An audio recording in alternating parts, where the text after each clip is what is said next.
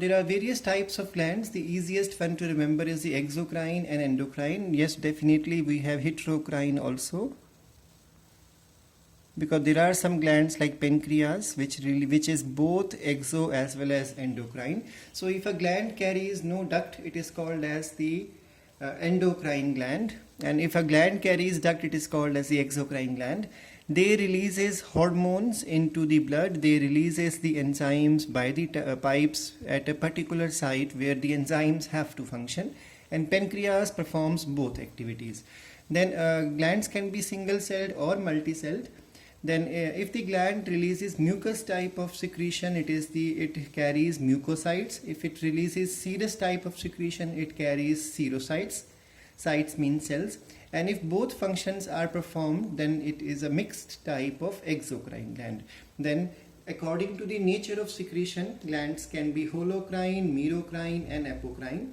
Now holocrine means the whole cell disintegrates to release its content.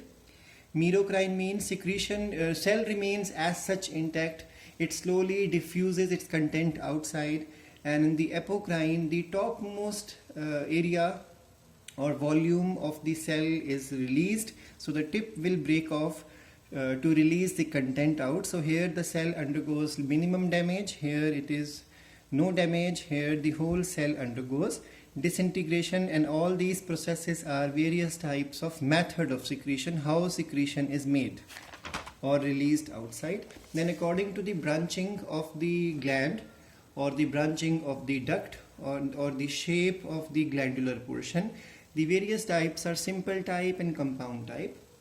Now remember, simple type can be branched or unbranched, and then compound also can be branched or unbranched. Remember one thing, the main thing is, but branching can be in the duct or branching can be in the glandular part. If the branching occurs in duct, it is called a simple gland. But if the branching occurs in the glandular portion, then it is called as the compound glands. And then according to their shape, if it is tube shape or round shape or otherwise flask shape, so various types we did in the lectures before. Now let's start with the connective tissue. This tissue develops from mesoderm. That's why some scientists also called is that mesenchyme, because mesen means meso, enchyma means tissue.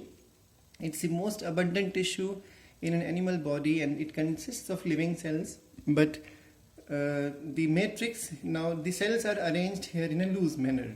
So if it is densely packed or loosely packed, accordingly we have different type. But the difference between connective tissue and epithelial tissue is epithelial tissue will have minimum gap or otherwise gap junction. Otherwise cells are tightly packed because to provide protective layer. In the case of connective tissue, cells are embedded in a non-living intercellular matrix. And then the basic structure of the connective tissue is that it has an amorphous matrix. Then it will have fibers of three types: the white one, yellow one, reticulin one, or you can say collagen fiber, elastin fiber, reticulin fiber. And then there are various cells, for example fibroblast, fibrocytes, macrophages, which are scavengers. These are the fiber synthesizing cells. Then these macrophages can be fixed, attached in a particular organ, or otherwise they are wandering, moving around in the whole body. Then there are mast cells which releases these content. Heparin, histamine and serotonin involved in the allergic response or inflammation. And lymphocytes which provide defense. And plasma cells which are responsible for antibody formation. Then there are fat deposited cells which are called as the adipocytes, and they can be brown one or the yellow one. Brown one carries multilocular condition, so there are many fat droplets in there, and the white one carries single droplet, so it is called as the monolocular one. Now connective tissue can be broadly classified. You can follow the NCERT method also of classification. So connective tissue is basically of three types: the connective tissue proper, skeletal connective tissue, and the vascular one.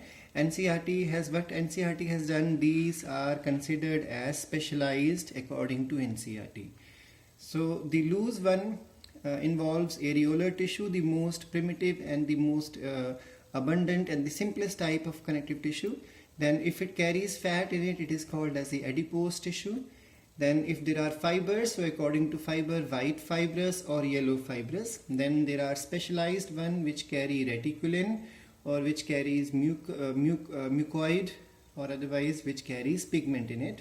Then skeletal tissue can be cartilage or bone, and we'll be learning in the pages regarding their types also. And vascular connective tissue is of two types, blood and lymph, also called as the fluid connective tissue.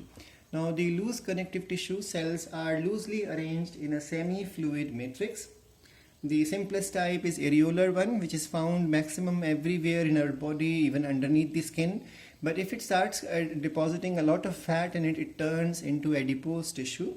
And adipose tissue can be monolocular or multilocular. Adipocytes containing and white one and the brown one, we did the differences also.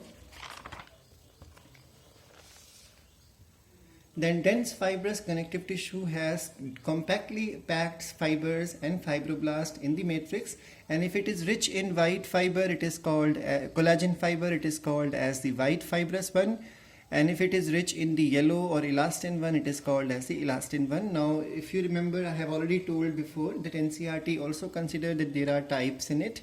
Those types are irregular arrangement or regular arrangement, irregular arrangement or regular arrangement.